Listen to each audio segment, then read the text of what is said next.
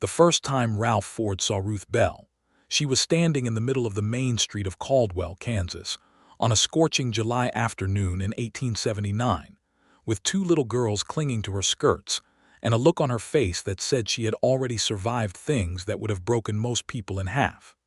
He was riding in from a cattle drive, dusty from 3 weeks on the Kishom Trail, his horse lathered, and his muscles aching in ways he had long since stopped counting.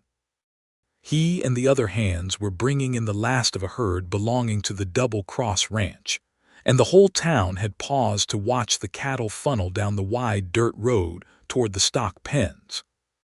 Most of the townsfolk stepped aside with practiced ease, pressing themselves against storefronts and fence posts. But this woman stood her ground until the very last moment, scooping both girls up, one under each arm, and stepping back onto the boardwalk with a kind of dignity that struck Ralph as something almost holy. He tugged on the brim of his hat as he rode past, purely out of instinct, out of the manners his mother had pressed into him like iron into cloth. The woman did not look at him. She was already setting the smaller girl down on her feet and smoothing the bigger one's hair back from her damp face, murmuring something that got swallowed up by the sound of the cattle. That was the first time. Ralph did not think about her again right away. He had a job to finish, wages to collect, and the particular exhaustion of a long drive that made everything beyond a hot meal and a cot feel like something that belonged to another life. He stayed in Caldwell for 2 nights at Delaney's boarding house, ate as much as the cook would allow, and slept the hard sleep of a man who had been outdoors for 3 weeks straight. It was on the morning of his second day, when he went to the general store to replenish his kit before riding back south, that he saw her again. She was at the counter, counting coins from a small cloth purse with the focused concentration of someone who knew exactly what they had and exactly what they needed, and exactly where the number fell short.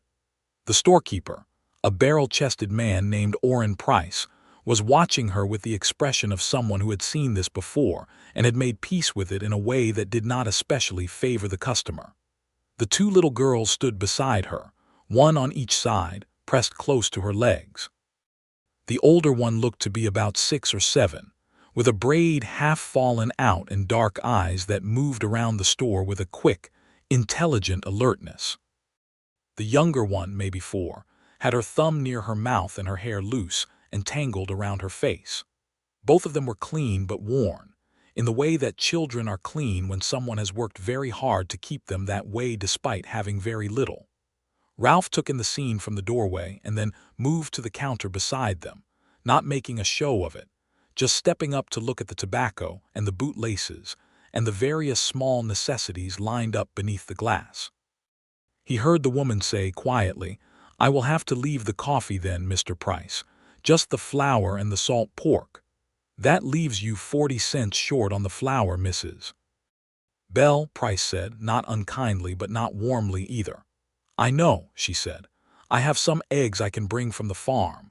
Would you take them in trade?" Ralph had not intended to interfere. He was not, as a rule, a man who put himself into other people's business. He had lived 31 years doing exactly what needed doing without much excess, and he respected other people's right to do the same. But something in the steadiness of her voice, in the way she held her back straight and did not look embarrassed even though she had every right to be, made him reach into his shirt pocket and place 2 silver dollars on the counter beside her hand. "I owe Mr. Price from last time," he said, which was a lie but a gentle one, and he said it looking at the storekeeper and not at the woman, giving her the room to let it pass without being looked at while she decided how to feel about it. Price blinked at him. Ralph widened his eyes just slightly, in the way that men communicate things that cannot be said aloud, and Price, who was not a stupid man, picked up the coins and said, "That covers it then, and the coffee too, if you like." There was a long pause. "Thank you," Ruth Bell said. She was looking at Ralph now, and he turned to meet her eyes. They were a deep, steady brown, the color of good river water, and they were measuring him with a frankness that most women in 1879 would not have allowed themselves. "That was kind of you, Mr. Ford," he said. "Ralph Ford, and it was nothing, ma'am." "It was not nothing," she said. "I am Ruth Bell. "These are my daughters, Clara and me." She put a hand on each head as she said each name. Clara, the older one, looked up at him with those quick dark eyes and gave him a small, assessing nod. Me kept her thumb near her mouth and leaned into her mother. "Pleased to meet you, Miss Clara." "Miss Me," Ralph said, touching his hat to them both, which made Clara stand a little straighter and Me hide her face in her mother's skirt. Ralph helped carry the supplies to the wagon waiting outside. He did not ask to. He simply picked up the flour sack because it was clearly heavier than anything Ruth Bell should have to wrestle with after conducting herself that way in the store, and he walked it out to the wagon bed, and she followed with the other parcels. Clara climbed up onto the wagon seat without being asked, and Ruth lifted Me up after her. "Are you passing through?" Ruth asked, untying the horse from the post. "Finishing up a drive," Ralph said. "I ride for the Double Cross out of the Indian Territory border country," she nodded. "Long season." "Yes, ma'am." She looked at him one more time with those measuring eyes, and then she climbed up onto the wagon, settled Me in her lap and picked up the reins. "Thank you again, Mr. Ford," she said. He watched her drive the wagon out of town and felt something he could not name settle into his chest like a stone dropping into still water. He rode south the next morning, and he told himself that was the end of it. It was not the end of it. The Double Cross Ranch sent him back north in August for another drive, and this time there was trouble along the way. A stretch of river crossing that cost them 2 days and half a dozen head. And by the time they reached Caldwell, Ralph was in a foul enough mood that he went straight to the saloon and ordered whiskey and sat in the corner drinking it slowly, not looking for company. He was on his 3rd glass when he heard a commotion outside, not the dangerous kind, but the kind that had a note of frustration in it, and he went to the window out of habit. Ruth Bell's wagon was stopped in the middle of the street again. One of the wheels had come loose on the right rear side and was hanging at an angle that meant she was going nowhere fast. She had climbed down and was standing beside it, and the 2 girls were still on the wagon seat, Clara holding Me's hand. Ralph drained his glass, set it on the table, and walked out. She recognized him when he came around the back of the wagon. Something crossed her face, not quite surprise, but something close to it, like she had not entirely expected the world to work in her favor today. "Mr. Ford," she said. "Mrs. Bell," he said. "You need a wheel key and somebody who knows what they are doing with one." "I need about 6 things I do not have," she said, but there was a dry humor in it that made the corner of his mouth lift. "I can help with the wheel," he said. He borrowed the necessary tools from the blacksmith 2 doors down, a man named Amos Hayes who knew Ralph from previous stops and lent them without question, and he got under the wagon in the dust of the main street and fixed the wheel while Ruth held the horse steady, and Clara watched him with those sharp eyes, and Me sat in the wagon bed and hummed something tuneless to herself.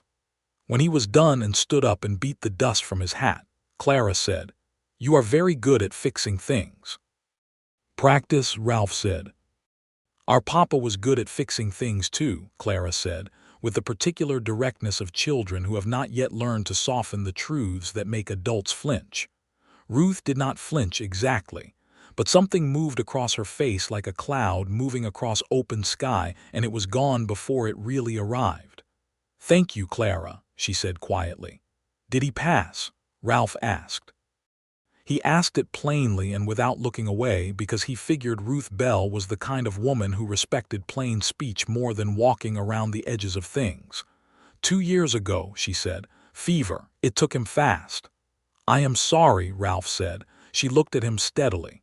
"So am I," she said. He helped her get the wagon situated, and this time because he was going to be in Caldwell for 3 days while the paperwork for the sale was completed.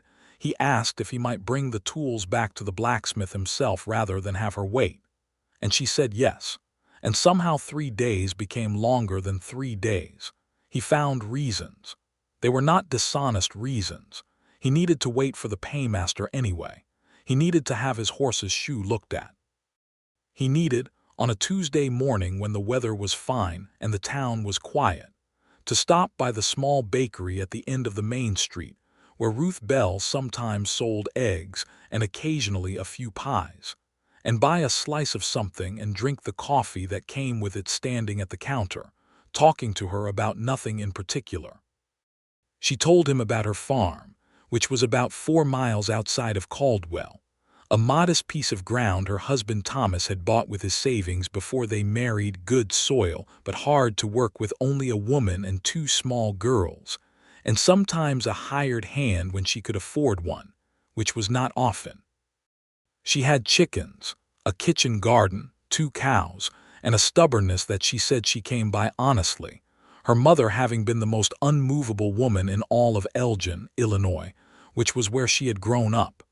He told her he was from Tennessee originally, that his father had been a farmer too, but the war had scattered the family and he had ended up working cattle at 19 and never quite stopped. He was good at it, he said. He liked the open country and the straightforwardness of the work, the way you always knew exactly what you were doing and why. She listened to him the way people listen when they are actually interested, not just waiting for their turn to speak. He rode back to the Indian Territory when he had to, but he came back in September with the last drive of the season, and this time he arranged to stay longer. He told himself it was because Caldwell was as good a wintering spot as anywhere. He told himself the boarding house prices were reasonable. He told himself a lot of things that were approximately true without being the whole truth. The whole truth was Ruth Bell's face when she talked about something she loved, and the way her daughters had gotten comfortable enough with him by his 3rd visit to show him things, a found feather, a interesting rock, and the gap in Clara's teeth where she had lost her first one. The whole truth was that he was 31 years old and had spent 13 of those years moving across the face of the land like a man who had forgotten there was such a thing as staying, and something about Caldwell, about a particular small farm 4 miles outside of town, made him think that staying might not be as strange as he had always assumed. He started helping around the farm. Again, not in a way that announced itself. He came by once because he had a fence post in the back of a borrowed wagon and she needed one, and he knew it because she had mentioned it almost offhand in conversation, and he had remembered because he noticed things. He set the post. He fixed a gap in the chicken wire while he was there because leaving it would have been irresponsible. He split some firewood because the pile was low and winter was coming, and me kept looking at it with an expression of 5-year-old worry that he found unbearable. Ruth watched him split the wood from the back porch, her arms folded and her expression thoughtful. "You do not have to do that," she said. "I know," he said, not stopping. "I cannot pay you," she said. "I know that too," he said. There was a pause. "Then why?" she asked. He set down the axe and looked at her. It was a clear autumn day, the Kansas sky so blue it almost hurt, and she was standing in the particular golden light of late October with her dark hair come loose from its pins on one side and her eyes steady and her hands resting on the porch rail. "Because I want to," he said. "Because it needs doing and I can do it. Because your daughters look at that wood pile like they are worried, and children should not have to worry about wood." She looked at him for a long time. Then she said, "Come in for supper when you are done." He did. And supper was beans and cornbread, and the last of the summer's preserved tomatoes, and Clara talked the entire time about a book she had gotten from the school teacher, and me ate her beans with her fingers despite her mother's gentle correction, and Ralph sat at that table in the warm lamplight and felt something he had almost no experience with. He felt like he was in the right place. After supper, after the girls were settled, Ruth made coffee on the iron stove and they sat at the table and talked until it was nearly 9 o'clock, which was very late for a farm household, and then he put on his hat and said good night and rode back to town in the dark, and he was smiling to himself in a way that would have surprised everyone who knew him.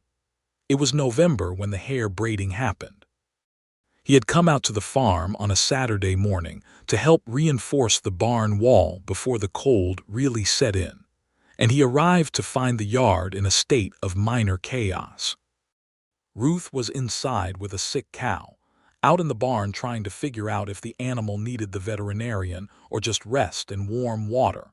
And Clara was sitting on the back porch steps with me between her knees, holding a brush and looking at the situation on me's head with the expression of someone who has been handed a task entirely beyond their current capabilities.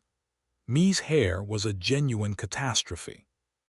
It was long and dark and very fine, and it had apparently not been properly combed in at least 2 days, and it was tangled in on itself in several places in a way that made Ralph wince sympathetically just looking at it. "Mama usually does our hair," Clara explained to Ralph, who had stopped in the yard to assess the situation. "But Mama has been with Bess since before breakfast and she told me to try." "And," Ralph said. Clara held up the brush. Several hairs were tangled in it in a way that suggested the attempt had not gone smoothly. Me was sitting with her lower lip out, which Ralph had come to understand was the expression she wore when she was working very hard not to cry but had not entirely decided against it. Ralph looked at the tangled hair. He looked at Clara's frustrated face. He looked at me's precarious lower lip. He thought about his 3 sisters, Emily, Jane, and Kate, back in Tennessee, and the hours he had spent as the only boy among them being pressed into service for various needs, and the fact that Kate, who was 2 years younger than him and had hair very much like me's, had taught him to braid when they were children because she said it was useful, and his hands were the right size. He had not braided hair since he was about 14 years old.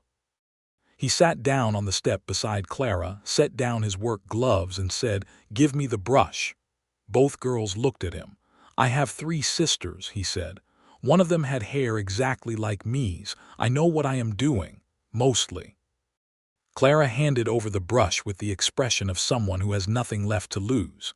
He worked through me's tangles slowly, starting from the bottom the way Kate had taught him, never pulling from the root because that was how you made little girls cry and nobody wanted that. Me sat very still, which told Ralph she was a child who understood that cooperation was sometimes the better strategy even when things were uncomfortable. He talked to her while he worked, not about her hair, but about his horse Juniper, and about the time Juniper had gotten into a bag of biscuits that the cook had left unattended on a drive, and eaten every last one, and the cook had been so furious he had not spoken for 3 days. Me giggled, first softly and then more freely. "Did the horse get sick?" Clara asked, leaning in. "Juniper was perfectly fine," Ralph said, which made both girls laugh, and by the time they were done laughing the worst of the tangles were out. He divided me's hair into 3 sections, remembering the motion more in his hands than in his head, the way you remember something learned young, through the muscle and the bone, and he braided it down with more care than he would have thought himself capable of on a cold November morning in a farmyard. It was not the finest braid that had ever been done in Kansas. It was a little uneven toward the bottom, and the parting was not perfectly straight. But it was solid and it would hold, and when he tied the end with the ribbon Clara produced from her pinafore pocket, it looked decent. He did Clara's hair next, because Clara asked him to and because her braid was also coming loose, and he was more confident by the second one, and Clara's came out somewhat better than me's, which pleased him in a small, private way. Ruth came out of the barn to find her daughters sitting on the back steps with their hair neatly braided, and Ralph Ford standing in the yard pulling on his work gloves with the expression of a man who has completed a task and is moving on to the next one. She stopped. She looked at me's braid, she looked at Clara's braid, she looked at Ralph. "You braided their hair," she said. "Their hair needed braiding," he said. Something happened to her face then that Ralph could not entirely name, but that he recognized, because he had seen the same thing happen to his mother's face once or twice when his father had done something unexpectedly tender, something that you would not have expected from a man who spent his days doing hard physical work. It was not quite crying and not quite smiling. It was something in between, something that lived in the territory between the two. "Thank you," she said, and her voice was quieter than usual. "It is nothing," he said. "It is not nothing," she said. the same words she had said in the general store in July, and this time they looked at each other for a moment longer than was strictly necessary, and Ralph thought that the morning air in Kansas in November was maybe colder than he had been giving it credit for, because his face felt warm. He went and worked on the barn wall. Ruth went back to Bess the cow, who was having a complicated day. The girls played in the yard with a rope they had stretched between two fence posts. By midday the cow was better, the barn wall was reinforced, and Ralph was sitting at the kitchen table with a cup of coffee that had gone slightly cold, while Ruth made lunch and Clara read aloud from her school book and me sorted a collection of buttons she kept in a tin. "Where did you learn to braid?" Ruth asked, without turning from the stove. "My sister Kate," he said. "She said it was a useful skill and she was not wrong." "How many siblings do you have?" "3 sisters, 1 brother. James is in Memphis. Emily is in St. Louis. Jane married a farmer in Missouri. Kate is still in Tennessee near where we grew up." "Do you see them?" "Not often. The work keeps me moving." She turned then and looked at him. "Do you not get tired of it? The moving?" He held her gaze. "More and more lately," he said. The silence that followed was not uncomfortable. It was the kind of silence that means something is being said without words and both people know it, and neither of them has quite decided what to do about it yet. December came and the temperature dropped hard and fast, the way Kansas winters did, like a door slamming shut on the warmth. Ralph had taken a part-time job with Amos Hayes at the blacksmith's, which kept him in Caldwell through the cold months instead of drifting south, which he told himself was a practical decision, and which everyone who knew him, including Amos Hayes, understood was something else entirely. He rode out to the Bell farm whenever there was a reason to, and several times when there was not a reason, and he invented one. He brought a load of coal one Tuesday morning, because the winter coal delivery had come short, and he had arranged with the coal merchant in town to send the difference out to the farm with him. He told Ruth he had taken care of it, and she could pay what she owed in the spring when the egg money came in, and she gave him the look she gave him when she thought he was being too generous, but could not quite summon the argument to counter it because the coal was necessary, and the cold was real. The girls were fully comfortable with him now.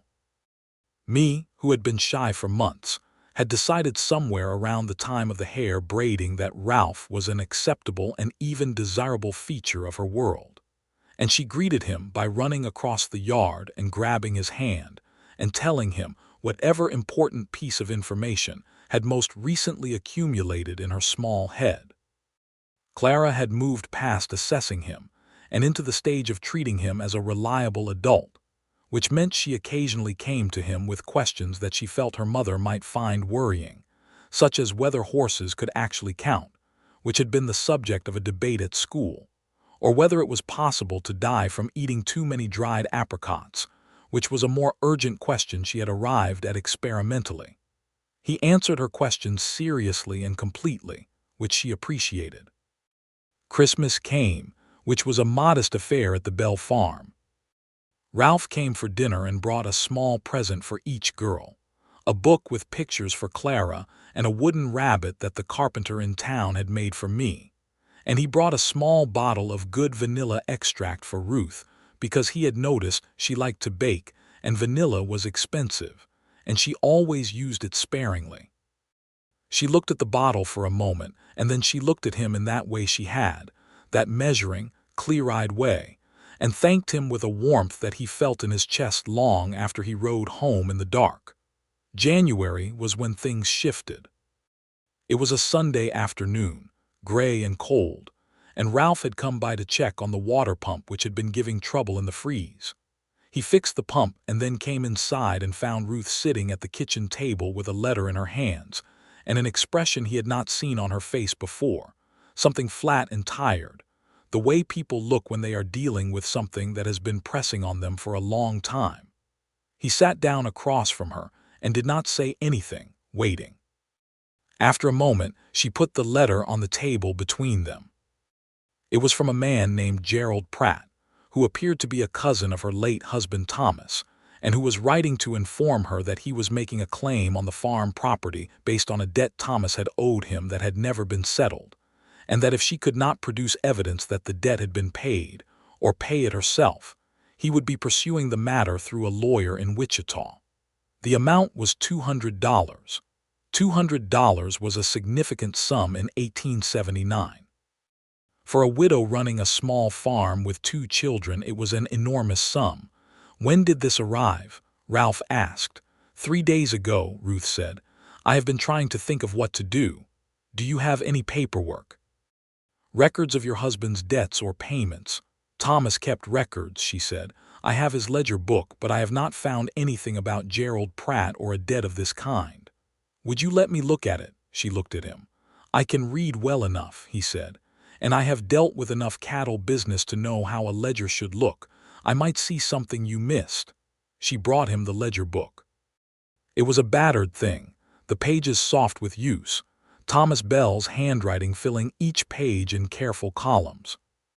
Ralph went through it slowly, with the careful attention he gave to anything that mattered, while Ruth made tea and the girls played in the other room with the kind of muffled industry that children produce when they are deeply absorbed in something that has nothing to do with the adults. He found it after about an hour. Not proof of payment exactly, but something better. A notation in Thomas's handwriting that read, "G. Pratt, settled in labor exchange, Aug. 1876, 2 weeks harvest work acknowledged." And below it a date. "Did Gerald Pratt help your husband with a harvest in 1876? Ralph asked. Ruth thought about it. "Yes," she said slowly, "I remember that. We were newly arrived that first year, and we could not afford to hire extra hands for the harvest. Gerald came and worked 2 weeks. Thomas was so grateful. And your husband noted it as settling the debt," Ralph said, turning the ledger around so she could see the entry. "He recorded it as exchanged and acknowledged. A lawyer looking at this ledger would see that. It is not iron certain, but it puts a significant question over Pratt's claim." Ruth looked at the entry for a long time. "Would you go with me to Caldwell?" she said. "To talk to someone who understands the law." There was a lawyer in Caldwell named James Aldrich who took a meeting with them the following Tuesday. He was a thin, dry-spoken man who had practiced in 3 states and knew property law well enough to be worth listening to. He looked at Thomas Bell's ledger, at the entry Ralph had found, and he told Ruth that Gerald Pratt's claim was contestable, and that the notation in the ledger, combined with the fact that no formal debt instrument had been produced, gave her a defensible position. He also told her that if she had witnesses to the 1876 harvest exchange, it would strengthen the case considerably. Ruth found 2 neighbors who remembered, an older woman named Mrs. Carver and a farmer named Holt, who had both seen Gerald Pratt working the Bell harvest that August, and who were willing to say so. Aldrich wrote a letter to Gerald Pratt's lawyer in Wichita laying out the evidence and the position, and by March, Pratt had withdrawn his claim. On the afternoon that the final letter arrived confirming the withdrawal, Ruth came to the blacksmith shop where Ralph was working, which she had never done before. She walked straight in through the wide door and across the floor with its smell of coal smoke and hot metal, and she said his name in a way that made Amos Hayes immediately become very busy with something at the far end of the shop. "It is settled," she said. "Gerald Pratt is withdrawing the claim." Ralph put down what he was doing and looked at her. Her cheeks were bright from the March cold and her eyes were brilliant with relief. "Good," he said. "Good," she agreed. And then, before he could say anything else, she crossed the remaining distance between them and took his hand in both of hers and held it, just held it, and looked up at him. He had very large, rough hands from years of rope and wood and iron, and hers were not small, but they were softer, and they held his with a grip that was not delicate at all. "I do not know what I would have done without you," she said. "You would have found a way," he said, which was true, but he was also not letting go of her hand. "Maybe," she said, "but I am glad I did not have to." He thought about what he wanted to say. He was not a man who spoke of things like this with any ease. He had spent 31 years being competent and useful and reliable and had very little practice in the other kinds of speech. "Ruth," he said. "Ralph," she said, and the use of his first name, which she had never used before, made something in his chest tighten and release at the same time. "I would very much like to call on you," he said, "properly, if that would be acceptable to you." She looked at him for a long moment. The blacksmith's shop was warm from the forge and loud with the various sounds of metal and fire, and it was perhaps not the most romantic location in Kansas, but it was where they were, and Ruth Bell was not a woman who required perfect conditions. "Yes," she said, "it would be acceptable to me." He walked her home, which is to say he rode beside her wagon on Juniper, and when they reached the farm the girls came out to meet them, and me grabbed his hand the moment he dismounted, and Clara looked between the two of them with those sharp dark eyes and said, "Are you going to come to supper again tonight?" "If your mother will have me," he said. "She will," Clara said with absolute certainty, and went back inside.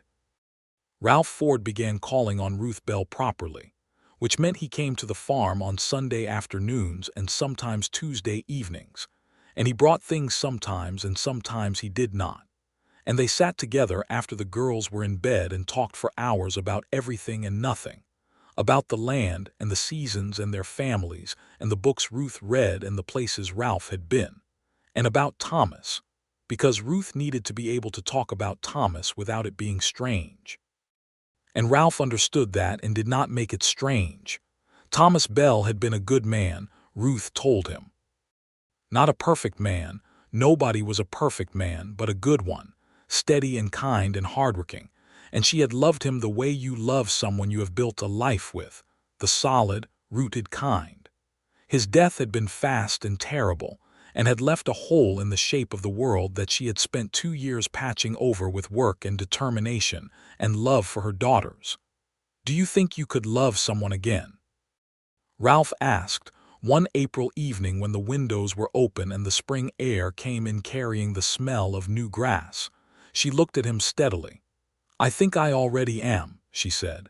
He reached across the table and took her hand. He kissed her for the first time on a May evening on the front porch of the Bell farm, when the fireflies were just starting in the long grass, and the sky was the deep purple of late dusk.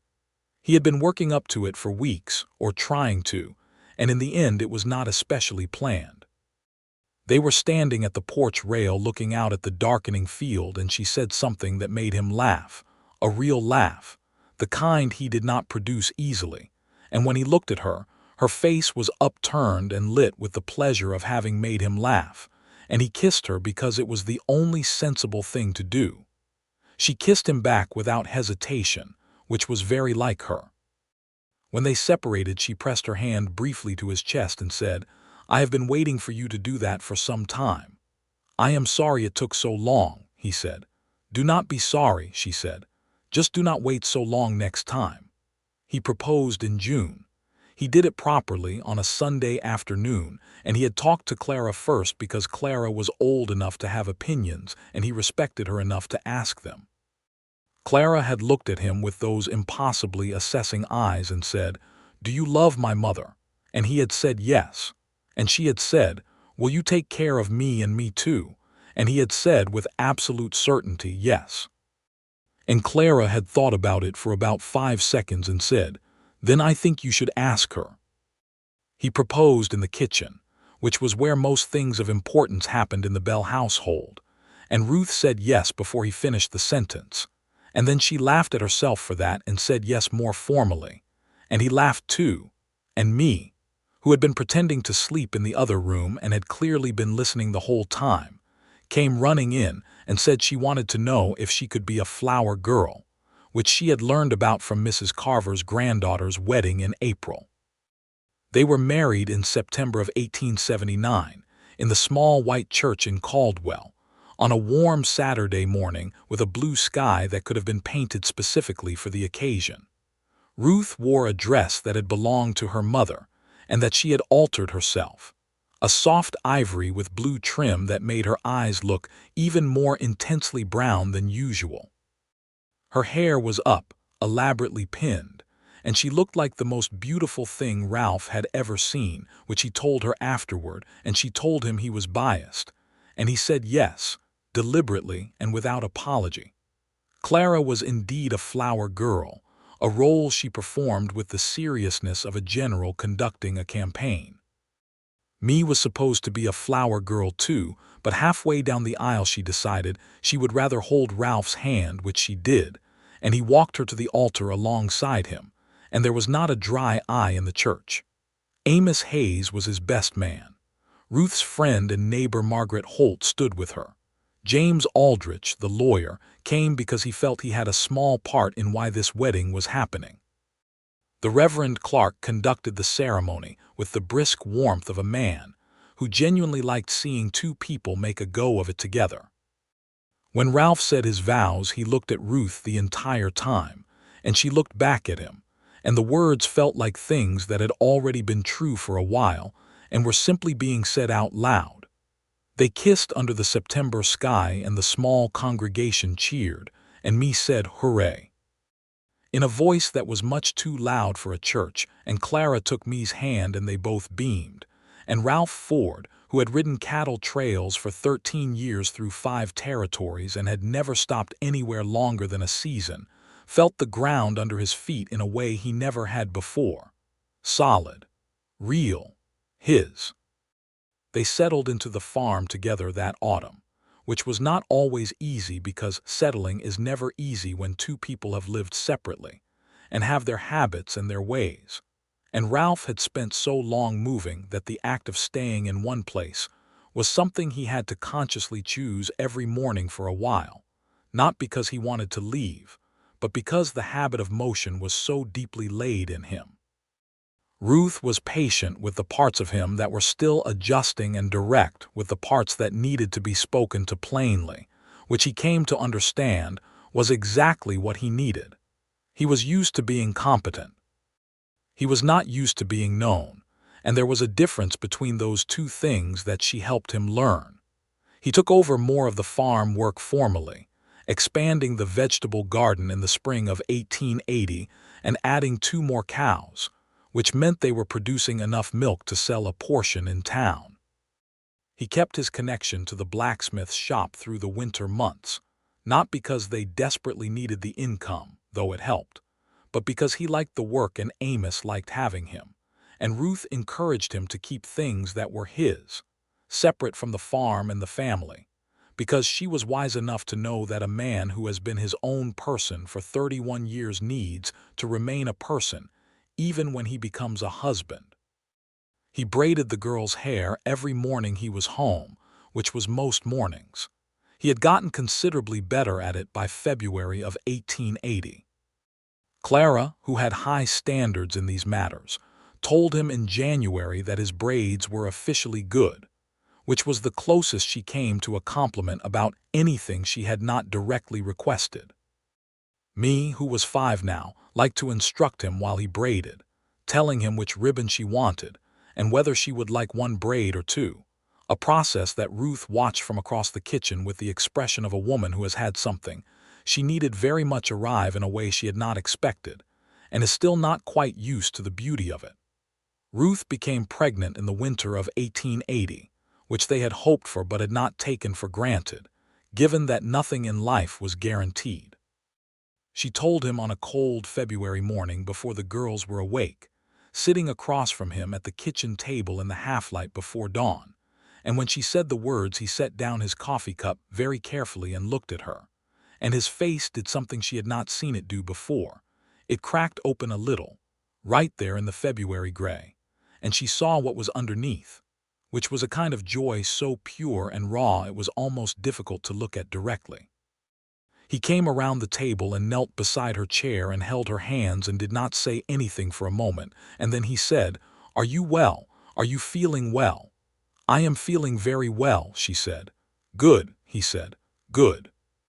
And he pressed his forehead to their joined hands for a moment, and she thought it was the most tender thing she had ever seen a man do.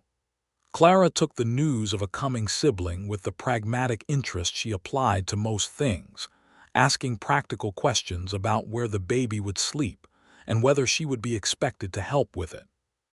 Me, when she was told, declared that she wanted a sister, and when Ruth gently said that they did not get to choose, Me said she would choose anyway, and left the room in the serene manner of someone who has made a decision and considers the matter settled.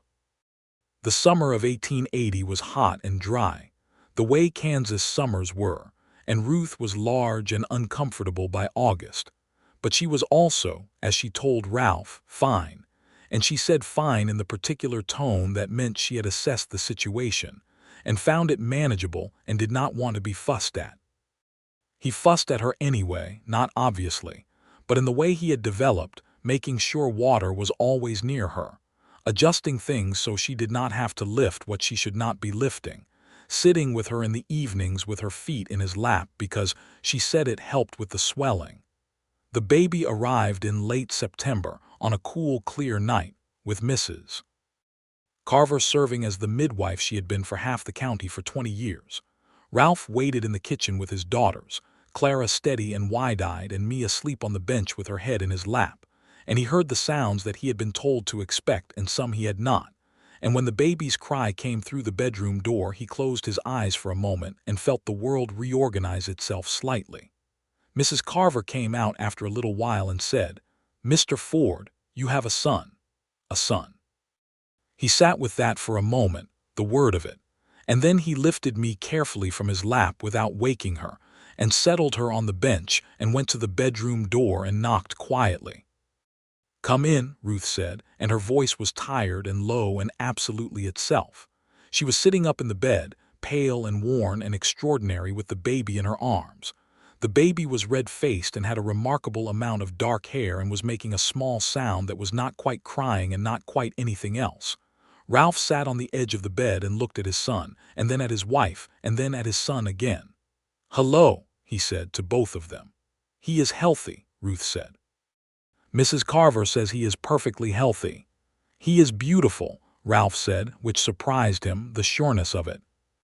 "He looks like you," Ruth said, which was not quite true yet since the baby looked primarily like a baby, but there was something in the jaw that perhaps. "What shall we name him?" Ralph asked. They had talked about names, they had lists, but somehow now, looking at this specific, definite, actual person, the lists felt beside the point.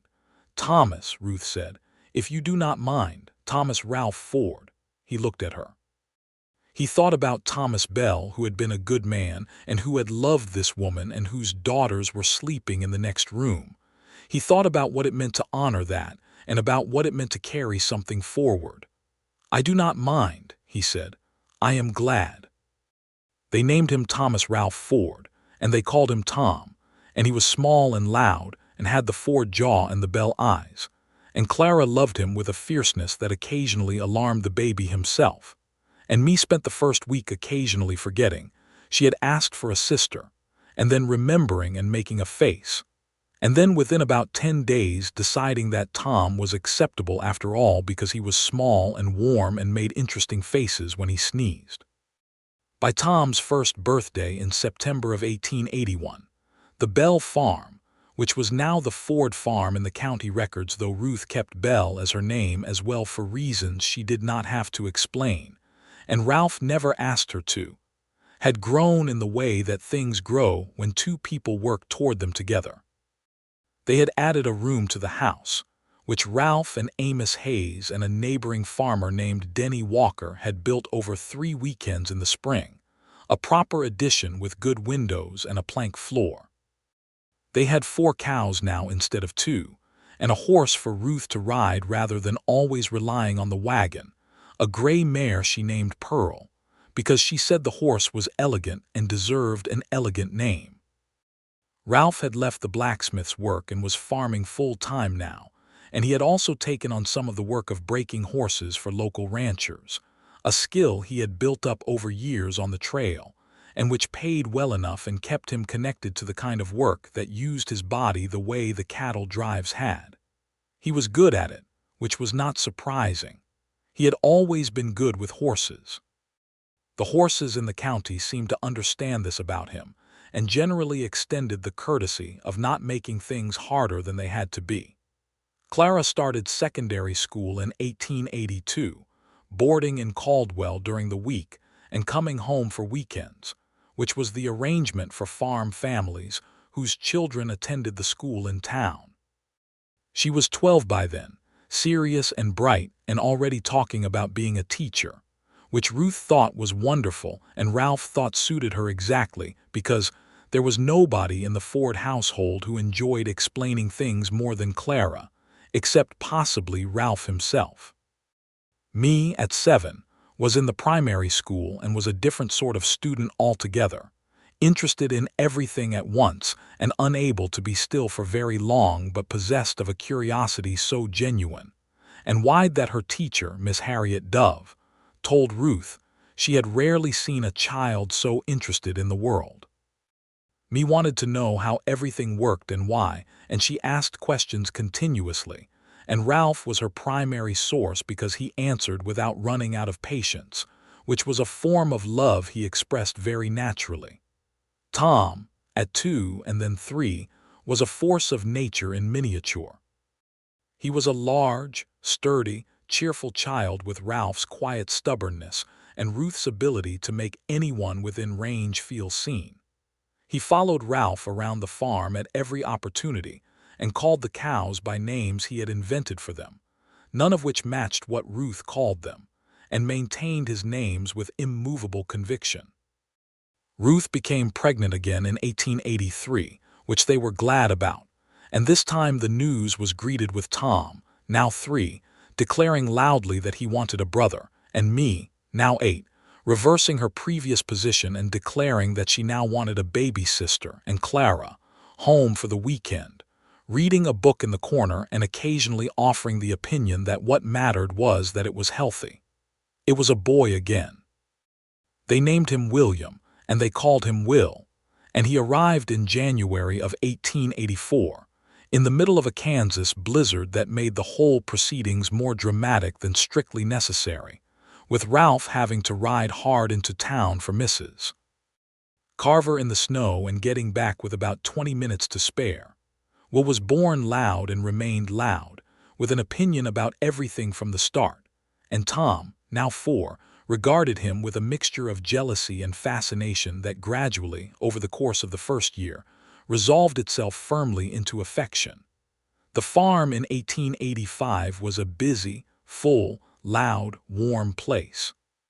Clara, 15, was still boarding in town during the week and had added reading whatever she could find to her schedule of ambitions. Me, 10, had developed a specific passion for plants and kept a small garden of her own beside the main kitchen garden, experimenting with things she read about in the almanac. Tom, 4½, had learned to ride with the serious dedication of someone for whom this was a vocation. Will, 1½, was largely in Ruth's arms or Ralph's arms, or occasionally attempting to eat something that was not food.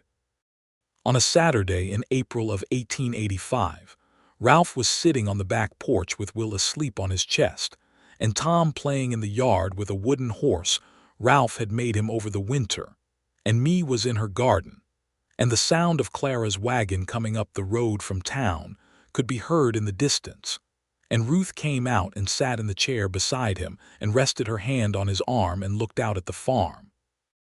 At the fields going green in the spring light, and the chickens moving around the yard and the barn with its new coat of red paint, and Tom's voice narrating the adventures of the wooden horse. "What are you thinking?" she asked. He looked at her. Her hair had a few threads of gray now, not many, just a few, and they caught the light in a way that made them silver rather than gray. She was 34, and she was the most herself she had ever been in all the time he had known her, which was 7 years, and he loved her in a way that had started as one thing, and had become something larger and more complicated and more rooted than he had known love could be. "I am thinking," he said, "that I am a man who does not deserve what he has." She looked at him with one of those clear, measuring looks. "That," she said, "is possibly the most foolish thing you have ever said, and you once told Tom that the cow was made of wood to get him to stop pulling her tail." He laughed. Will stirred on his chest and settled again. "I mean it," he said. "I know you do," she said, And I am telling you that you are wrong. You deserve all of it. You earned it.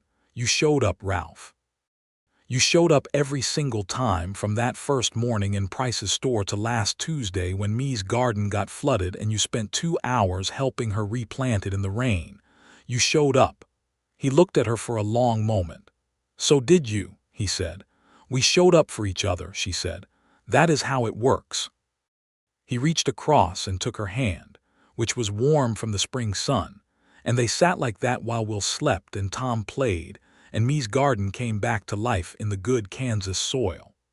Clara arrived home that afternoon with news that she had been offered a position as teaching assistant at the Caldwell School starting in the fall, her first real step toward the work she had been pointing herself at since she was 12 years old. She announced it at supper with a composure that lasted about 30 seconds before she abandoned it and was simply, openly delighted. And Ruth held her face in both hands and kissed her forehead. And Ralph said he was proud of her. And Me said she had always known Clara would be a teacher. And Tom asked if Clara's students would be bigger than him, and Will hit his spoon on the table. It was an ordinary supper, and it was one of the most beautiful evenings Ralph Ford could remember, in a life that had accumulated a remarkable number of beautiful evenings in its second half. The summer of 1885 brought a difficult spell of weather, a long, dry stretch that tested every farm in the county. The Ford farm was not immune. The kitchen garden struggled, and 2 of the cows gave less milk than usual, and the hay situation required careful management. Ralph worked from before dawn to after dark through July and August, and Ruth worked alongside him, and their neighbors did the same, and there was the particular solidarity of hard seasons in farm country, people trading labor and supplies and information in ways that made the difficulty something shared rather than something solitary. They got through it. Most people in the county got through it. The autumn rains came finally in September, and the relief was like a physical thing, the whole landscape exhaling. Clara began her teaching position in September and was clearly in her element from the first day, coming home on weekends full of careful observations about the children in her class and what they needed, and how she was trying to meet them. Ruth listened to all of it with the attentiveness of a mother watching her child step fully into herself, which was one of the most profound pleasures of parenting, and also one of the most bittersweet, because it meant the stepping was into a life that was increasingly separate and independent and good. Me, 11 now, had become something of an expert on the kitchen garden, and had begun trading seeds with a woman in town named Mrs. Alderman, who knew a great deal about heirloom varieties and medicinal plants. The 2 of them corresponded regularly by letter, and Me treated these letters with the gravity due important documents. Ralph had taken to calling her the professor, which she accepted with regal composure. Tom turned 5 in September of 1885 and had his first full year of school ahead of him, which he approached with the same methodical confidence he brought to everything. He was a good-natured child, steady in his temperament, with a generosity that seemed to come naturally, the kind of child who gave away half his lunch if someone else had forgotten theirs and did not mention it afterward. Will, approaching 2, was a different engine altogether, all velocity and volume and sudden changes of direction, and enormously affectionate, the kind of child who climbed onto a lap and stayed there with a decisiveness that suggested he had considered the matter and concluded this was exactly where he was supposed to be.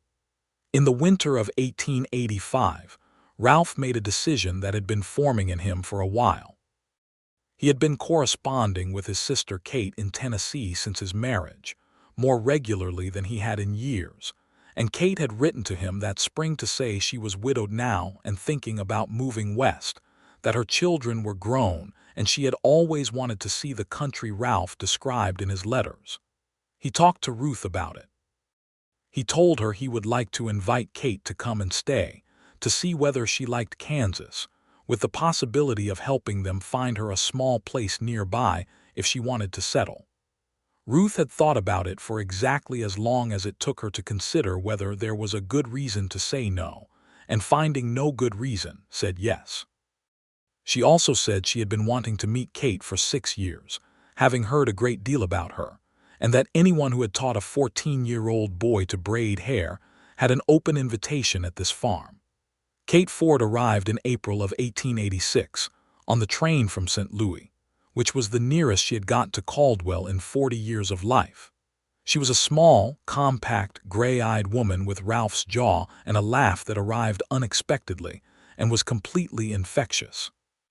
She assessed the Ford farm and the Ford family with the sharp intelligence that appeared to be a family trait, and within 48 hours had formed strong opinions on the kitchen garden, the best way to manage Will, and the fact that Ralph had become, in her estimation, a considerably better human being than he had had any right to expect to be when she last knew him, which she told him directly, and which he took in the spirit intended. Kate stayed for 3 months and in the end, as Ralph had hoped, fell in love with the Kansas prairie in a way she had not expected and found a small piece of property 6 miles away that was available at a reasonable price. And by October of 1886 she was a neighbor, which was a new experience for Ralph and one that suited him surprisingly well. Me turned 12 in 1887 and began at the secondary school in Caldwell, following in Clara's footsteps, and unlike Clara, who had boarded during the week, me chose to ride in and back each day. A 4-mile ride each direction on the small brown horse Ralph had gotten her 2 years ago, which she called Copperhead despite the horse being entirely placid and brown and nothing like a snake. Ralph had thought about whether the daily ride was too much, and me had looked at him with the particular expression she deployed when she thought someone was underestimating her, and said she could manage it, and he had said all right, and she could, and she did. The spring of 1887 was when Clara announced she was being courted by a man named David Marsh, a teacher at the Caldwell School who had arrived the previous year from Ohio. She brought him to the farm on a Sunday in March with the purposeful composure of someone who has thought carefully about how she wants this to go. Ralph shook David Marsh's hand and looked at him steadily while they talked. David was 26, soft-spoken, earnest, with a genuine respect for books and learning that Clara responded to like a plant responding to sun. He was not, in Ralph's assessment, a man who would fail Clara or cause her harm, and he was clearly genuinely taken with her in the way that recognized her specifically, not just the fact of her, which was the thing that mattered. Ruth thought so too, and her judgment in these matters was something Ralph trusted absolutely. Clara married David Marsh in June of 1888, a small wedding at the church in Caldwell, with the whole Ford family present and Kate Ford sitting in the second row beaming like she had personally arranged it. Me was Clara's attendant, solemn and lovely in blue muslin that Ruth had sewn by hand over the winter. Tom sat in the front pew with Will beside him and spent the ceremony keeping Will reasonably contained, which was a full-time occupation.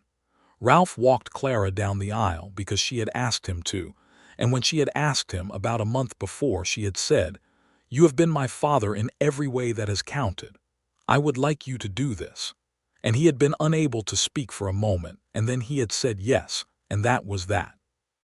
He walked her down that aisle on a warm June morning, and gave her hand to David Marsh with the ceremonial gravity of the occasion, and the private grief of every parent who has stood in that exact spot and understood what it means to let go. Ruth took his arm when he sat beside her and held it tight. That summer, Ruth told him she thought she was pregnant again, which surprised them both given that Will was already 3.5 and they had begun to think their family was probably complete. But there it was, and they were glad, and by March of 1889, their third son was born, a red-headed child who was clearly going to look like nobody else in the family, and who came into the world with a great deal of energy and a look of determined opinion that made Ralph think he was going to be interesting. They named him Henry, and they called him Henry, because no shortening seemed to fit him as well as the whole name. He was red-headed and opinionated and funny from a very early age, and Will, 4 by then, declared him his personal responsibility and took the role extremely seriously, to the point where Henry's main early protection from the world was Will inserting himself between Henry and anything Will deemed a threat, which included the chickens, the barn cat, and occasionally Tom. Tom, who turned 9 in 1890, had grown into a boy who was recognizably the son of both his parents, with Ralph's physical steadiness and Ruth's particular quality of seeing the person in front of him clearly and responding to what was actually there rather than what he expected. He was good with animals, good with younger children, and already skilled enough on horseback that Ralph had started teaching him the finer points of horse management that went beyond simply riding. The farm in 1890 was a thriving place. They had added a second barn for the horsework, which had grown into a steady part of Ralph's income, ranchers coming from as far as 20 miles to have horses broken and trained by Ford, because word had gotten around that his methods were good and reliable, and the horses came out of them solid and trustworthy. Amos Hayes had retired and sold his blacksmith shop to a younger man, but Ralph still did some work there occasionally, in the slow months of winter, because the skill kept itself sharp with use and he liked having it. Me, 17 in 1892, was completing her schooling and had developed a serious and detailed knowledge of agriculture, specifically of plant varieties and soil management, that had exceeded what any teacher in Caldwell could offer her, and that she was now largely teaching herself through books and correspondence with a professor in Kansas City, who had read a letter she wrote to an agricultural journal and responded with impressed interest. She was also, Ruth had noted privately to Ralph, being looked at by young men in the county with the specific and hopeful attentiveness of young men who know a remarkable woman when they see one, which me appeared to be largely oblivious to, or perhaps simply uninterested in at the moment. She will arrive at that when she is ready, Ruth said. She will probably terrify whoever it is, Ralph said, with the fond pride of a father who knows his daughter's quality. Good, Ruth said. Clara, in her years of marriage to David Marsh, had borne 2 children, a daughter in 1889 named Alice and a son in 1891 named James, and she brought them to the farm on many Sundays, and the Ford farm in those years had the quality of a place where people gathered because it was a place of warmth and rootedness, a center of gravity for the extended family that had grown up around it. Ralph Ford, in 1892, turned 44 years old. He was still lean and strong, though the years had added weight to his shoulders and gray to his hair, and a kind of settled quality to his face that was different from the guarded competence of the man who had ridden into Caldwell 13 years before with a cattle drive and no intention of stopping. His hands were still large and rough and capable, and he still braided his daughter's hair on the mornings he was home, though me now usually put her own hair up in a way she had developed from a combination of Ruth's instruction and her own experiments, and he had not braided me's hair for years, and Clara had not lived at home for 4 years. But Henry, at 3, had enough hair to work with, and Ralph sometimes braided Henry's loose, red-curling fringe just to keep the skill current, which Henry permitted with the tolerance of someone enduring something that is not his preference but which is clearly important to the adult involved. On the evening of Ralph's 44th birthday, Ruth made a dinner that brought the whole family together. Clara and David came with Alice and James. Kate came from her farm 6 miles away. Me was home from a week visiting the agricultural professor in Kansas City. Tom, Will, and Henry were home as a matter of course. Several neighbors came. The table was extended into the parlor to fit everyone, and there was not a chair to spare, and the noise level was considerable. After supper, after the cake that Ruth had made with good vanilla and which was very fine, when the children had been settled and the older ones were tired and the house had quieted somewhat, Ralph and Ruth sat on the front porch in the September evening, which was warm and clear, and the stars over Kansas were extraordinary, the way they were in the flatlands, a ceiling of light so dense and complete that you understood the word infinite in your body rather than just your mind. 13 years, Ruth said. Yes, he said. Are you glad? He looked at her. She was 43 now, and her hair was substantially threaded with silver, and the lines at the corners of her eyes were the lines of a woman who had laughed as much as she had worked, and she was beautiful in the way that people are beautiful when they have lived fully and well, the kind of beauty that arrives over years and stays. Ruth, he said, I was a man moving across land with no destination. I had been doing it for 13 years and I had gotten very good at it, and I had no idea what I was missing because I had never had it. He paused. And then I saw you standing in the middle of a street with two little girls holding your skirts, and you looked like you had already survived everything that had been thrown at you and were simply waiting to see what came next. She was watching him with those steady brown eyes. I have thought many times about what would have happened if I had ridden straight through that day, he said. If I had been looking the other direction when you picked up those girls. I think about it and I think, thank God. Thank God I was paying attention. Thank God I stopped. She reached over and put her hand on his face, her warm palm against his cheek. I am glad you stopped, she said. He covered her hand with his. I am never moving again, he said. She smiled, and it was the smile he loved best of all her smiles, the one that was full and unguarded and entirely for him. You say that, she said, and the next week you will be 20 miles off breaking horses for the Hargrove Ranch. That is different, he said. I always come home. You always come home, she agreed. They sat in the September night until the stars had shifted overhead and the temperature had dropped and there was dew on the grass. The house behind them was quiet with the particular deep quiet of a house full of sleeping people. Inside, the children slept. Clara's little ones tucked together in the spare room, me and Henry in their own beds.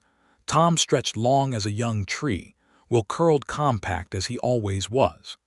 Inside was the smell of supper and birthday cake and lamp oil, and the particular smell that a well-lived-in house accumulates over years, which is impossible to describe exactly but which means home as surely as any word. In the spring of 1894, me did eventually encounter a young man who was not intimidated by her, a recently arrived agricultural researcher from Iowa named Peter Calloway, who had come to study the farming practices of the Kansas prairie, and had sent ahead of him a letter to several prominent farm families, one of whom was the Fords, requesting permission to observe their methods. He arrived with his notes and his earnest Iowa manners, and found himself in the kitchen garden with me, Belle Ford, who was 18 and had more to say about soil acidity and crop rotation than anyone he had encountered in 3 years of research, and he fell, rather helplessly, in love. It took me somewhat longer, because she was thorough about everything, including feelings, but by the autumn she had reached her conclusions. Ralph and Ruth watched this unfold with the satisfaction of parents who can see what is happening before the parties involved have quite articulated it to themselves. Peter Calloway asked Ralph's permission formally and with great earnestness, and Ralph looked at him carefully and asked him what he intended, and Peter laid out his intentions with the precision of a man who takes both his research and his feelings seriously, and Ralph said yes and meant it.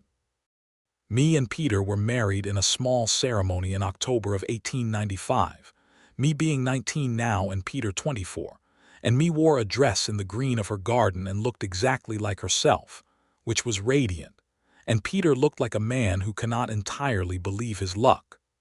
Tom, 15 by then, stood in the front of the church and was the most dignified person present, which he had learned from watching his stepfather and had made his own.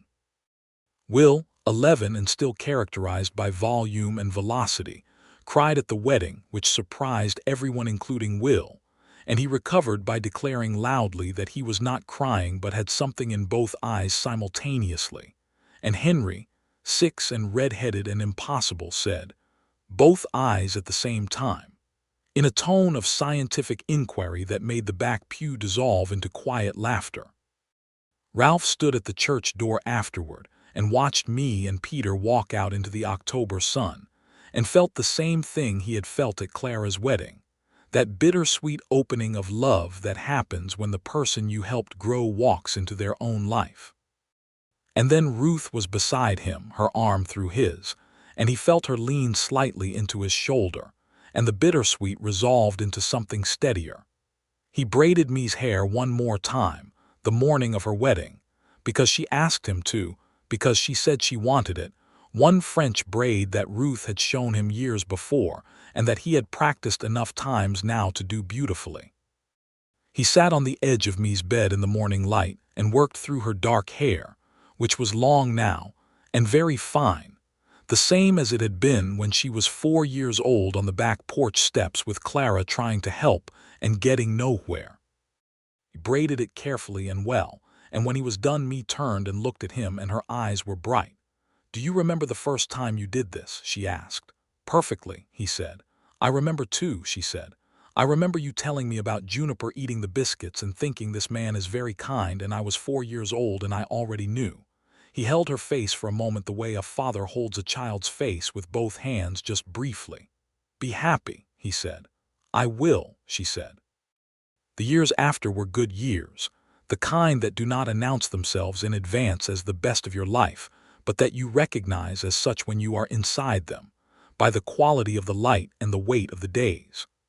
Tom grew into a man of genuine steadiness, who eventually married a girl from the neighboring county named Susan Walker, and settled on a piece of land 4 miles north that Ralph helped him get established on.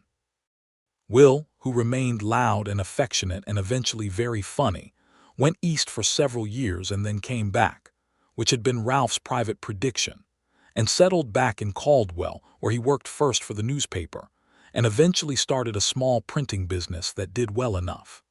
Henry, red-headed and opinionated Henry, became a veterinarian, which surprised exactly nobody who had watched him spend his entire childhood in conversation with every animal he encountered. He studied in Kansas City for 3 years, and then came home to practice in Caldwell and the surrounding county, and he was good at it, and he was also the funniest person at any dinner table he attended, which was the Ford table whenever he could manage it. Clara and David remained in Caldwell, David teaching and eventually becoming the school principal, Clara teaching and eventually becoming the person that every parent in the county came to when they needed to understand something about their child, because she had the gift her mother had given her, of seeing people clearly. Me and Peter settled eventually on a property 10 miles from the Ford farm, where they did real agricultural research together, Me's practical knowledge and Peter's methodological training combining into something productive and serious, and they had 3 children, 2 daughters and a son, and Me raised them with the same fierce, thorough love she had been raised with. Ruth Bell Ford in her 60s was a woman in full possession of herself and her life, which had been hard in patches and beautiful in the main, and which had surprised her in the best possible way. She kept her garden. She kept her chickens. She still baked with good vanilla when she could get it. She had grandchildren who came and sat on her porch and listened to her tell them about Illinois, and about the first years in Kansas, and about how a man who rode cattle trails had come to build a life right here on this flat, sky-wide land. Ralph Ford in his 60s was still large and still capable, and still the man who noticed what needed doing and did it. His hair was entirely silver now, and he had acquired a slight stiffness in the left shoulder from an old injury, and he moved with the measured economy of someone who understands their body well enough to work with it rather than against it. He was known in the county as a man of reliability and plain dealing, and his horses were still sought after, though he had cut back on that work and kept primarily to the farm and to the grandchildren who arrived on Sundays and needed either holding or chasing, depending on the age. He still braided hair when asked. Henry's daughter, a small girl with her grandfather's jaw and her grandmother's eyes, had asked him once, sitting on the back porch of the farm in the summer of 1910, whether he could braid her hair the way he braided Grandma Ruth sometimes, which Ruth allowed on lazy Sunday mornings, sitting in the kitchen in the early light. He said he could try, and he braided the small girl's hair with the same care he had applied to the task for 30 years, and she said it was the best braid she had ever had, and Ralph felt something warm and circular, like something coming all the way around. On a September evening in 1912, when Ralph was 64 and Ruth was 63, they sat on the front porch as they had sat on that same porch for 33 years, in the September air, and the stars were out over the Kansas flatland, and the farm was quiet around them. The cows settled, and the chickens roosted, and the grandchildren long since driven home with their parents. Ruth had her head on Ralph's shoulder and he had his arm around her, and they were watching the stars in comfortable silence. "Do you remember," Ruth said, "what you told me on that porch years ago about seeing me in the street the first time?" "Yes," he said. "I saw you too," she said. "You tipped your hat. You were covered in dust from the trail. You looked like a man who had been moving for so long he had forgotten how to stop." "I had," he said. "I thought," she said, "that you looked like a man who needed somewhere to land." He looked down at her. "And then you needed your wheel fixed." "And then I needed my wheel fixed," she agreed, with the particular dry smile he loved. He pressed his lips to her hair, silver now and still thick, still the same hair he had braided 1,000 times. "You were right," he said. "I needed somewhere to land." "And," she said. "And I landed," he said, "here with you, and it was the best thing I ever did." She lifted her face to his and they kissed in the September dark, as they had kissed on this porch 33 years before when the fireflies were in the grass, and the feeling of it was different now, seasoned and deep and absolutely certain. The way the ground under their feet was certain. The way the stars over Kansas were certain, laid out in their permanent formations over the land where they had built everything worth having. The farm was quiet. The children were grown and loved and living. The grandchildren would be back next Sunday.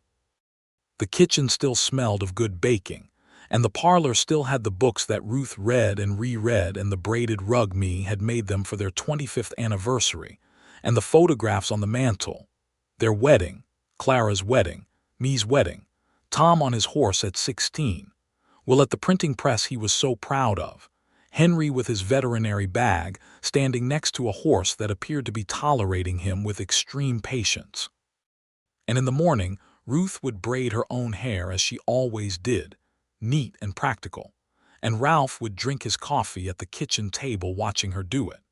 And one of the grandchildren would arrive for a visit, probably Henry's red-headed middle daughter who came on Saturdays, and the day would fill up with the ordinary beautiful business of a life that had been built carefully and loved thoroughly, and lived all the way to the edges.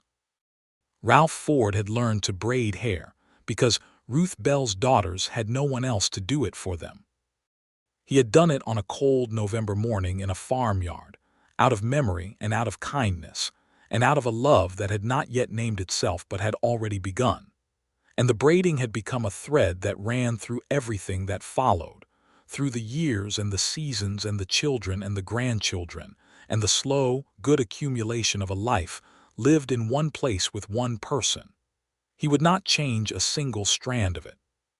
Ruth leaned her head back against his shoulder and sighed, not the sigh of someone unhappy but the sigh of someone who has arrived where they were going and knows it. "Ralph," she said. "Ruth," he said.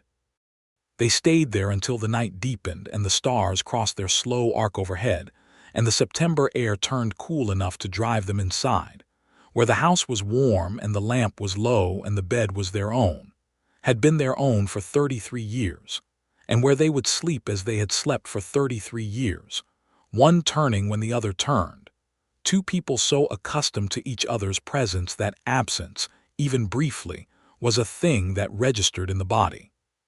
The Kansas night settled over the farm, over the fields and the barn and the garden and the chickens roosting in their house, over the road that led to town 4 miles away where their children lived and worked and raised their children, over the flat, enormous sky full of stars.